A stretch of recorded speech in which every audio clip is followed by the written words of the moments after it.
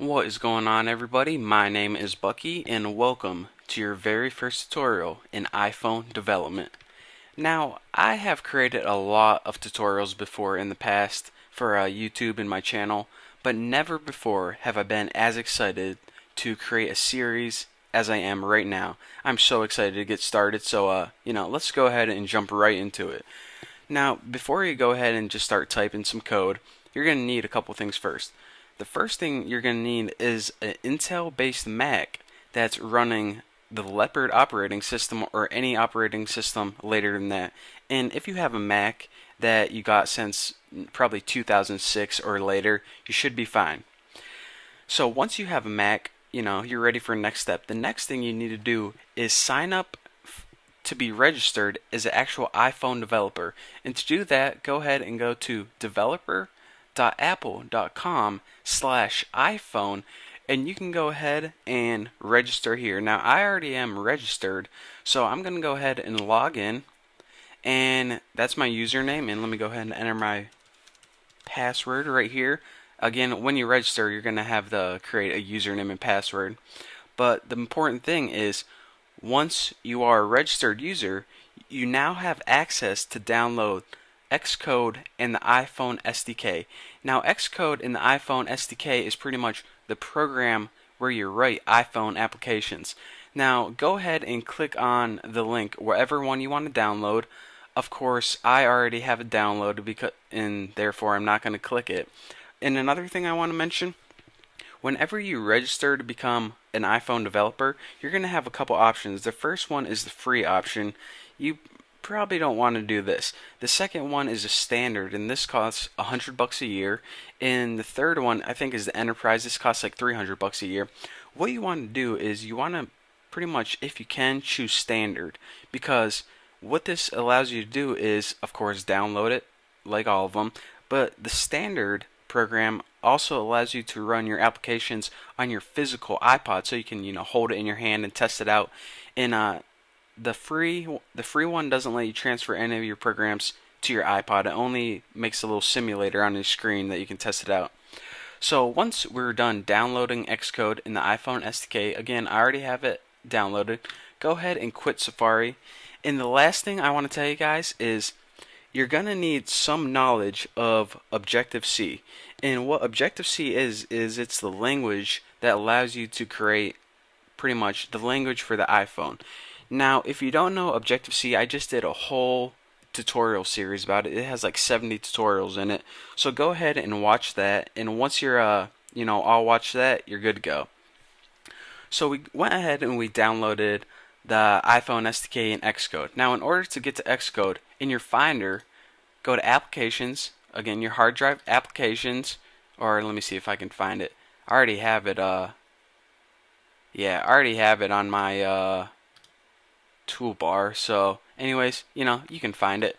I'm sure you can. But anyways, I already have it on my toolbar right here since I use it all the time. I forgot where it is. But go ahead and launch Xcode, and you're going to want to create a new project first. Now, a project is pretty much where all of your files are stored.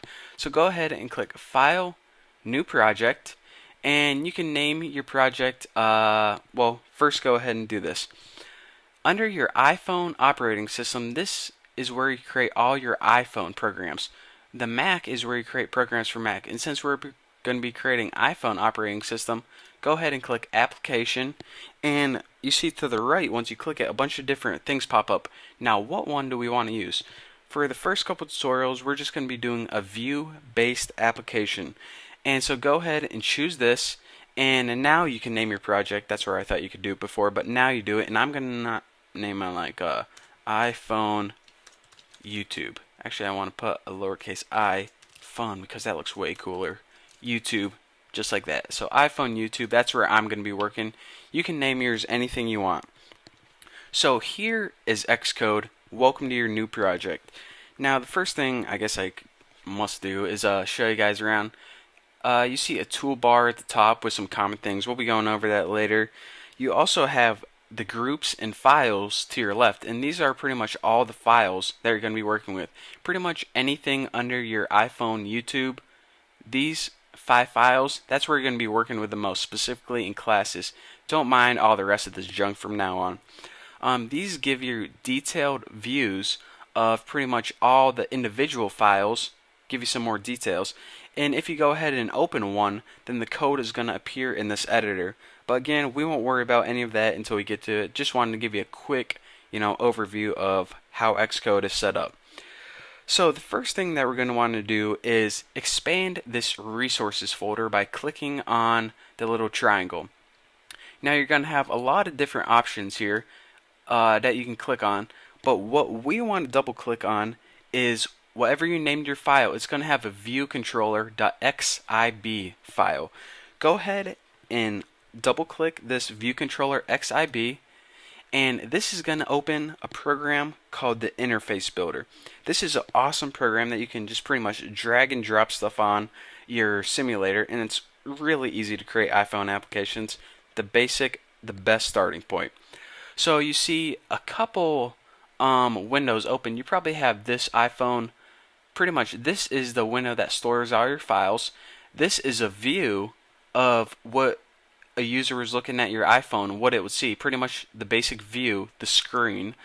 If you don't see this library, what you want to do is go to Tools and click a library, and then it'll pop up. I don't think it's popped up by default. I think I had to do that. And the last one, the attributes, is whenever you add an item, like a button, this gives you all the attributes, like if you want to change the color or change the text on it. So let's go ahead and do something simple real quick. Real quick. There we go. So what we want to do first is, well, you know what? Actually, before I even add anything, I think I'm going to save it for the next tutorial because I'm running out of time and I don't want this file to get too big. So in the next tutorial, what we'll do is we'll add something to our first application, save it, and we'll run it in our iPhone simulator. It's going to be awesome. So I just want to thank you guys for watching this first tutorial, and trust me, this series of tutorials is going to be awesome. Like I said, I am so excited. And if you need any help, go to my forum. There's a link below. Ask me any question there, and I'll feel free to answer it for you. So thank you for watching. Don't forget to subscribe, and I'll see you guys later.